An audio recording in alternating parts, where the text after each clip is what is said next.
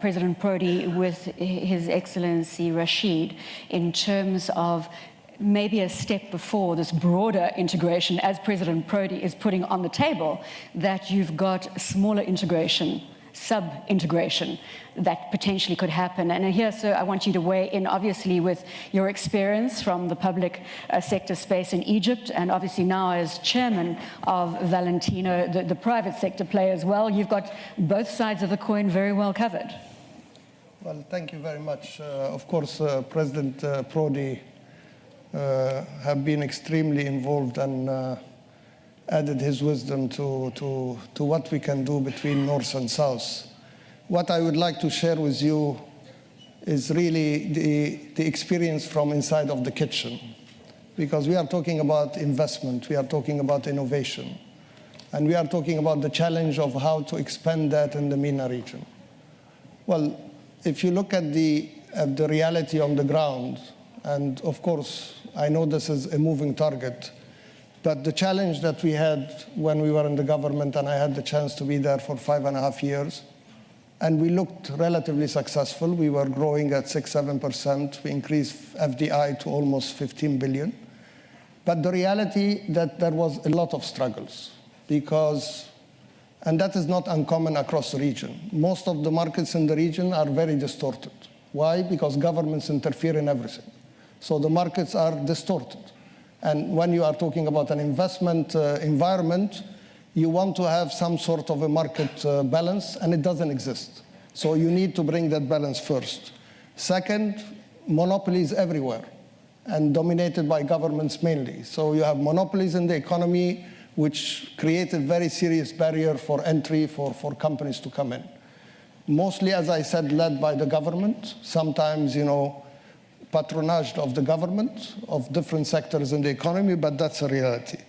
Then you have the lack of financing in general, because not only because there is no funds, but also because the financial institutions are not necessarily equipped and directed to go for real investment.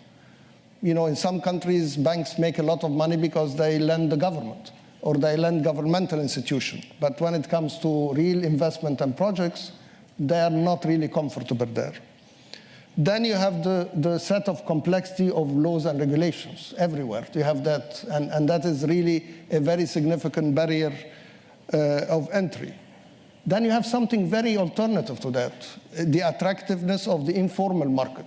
It's great. I mean, informal markets in our part of the world is great. It's cheap.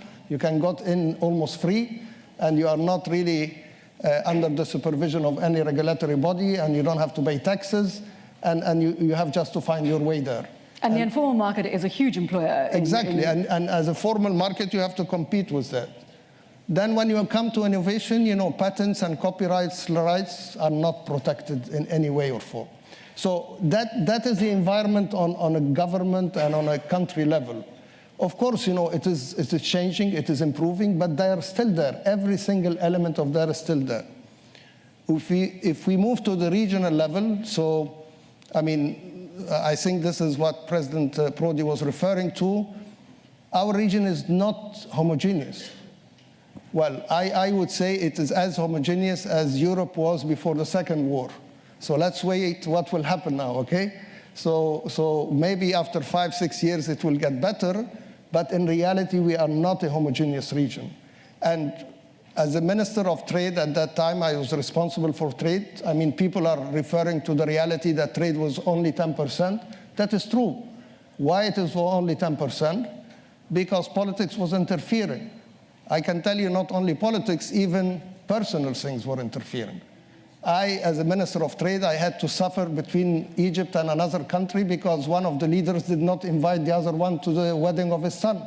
And we had to stop trading because of that. And I can tell you this is not stopping. This is still the trend happening in many places. So interference between personal, political, emotional.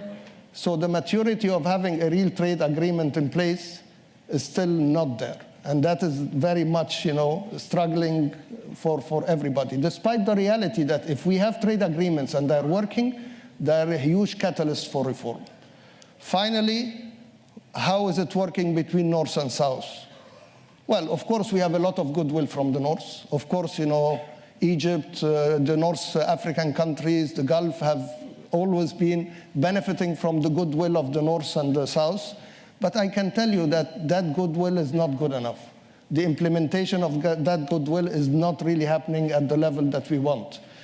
And I always say you have to be open in Europe. You have to be more open to accept the trades and ideas coming from the South. Because if you are not open to the trade and ideas coming from the South, you have to be ready to get the bodies. People will come.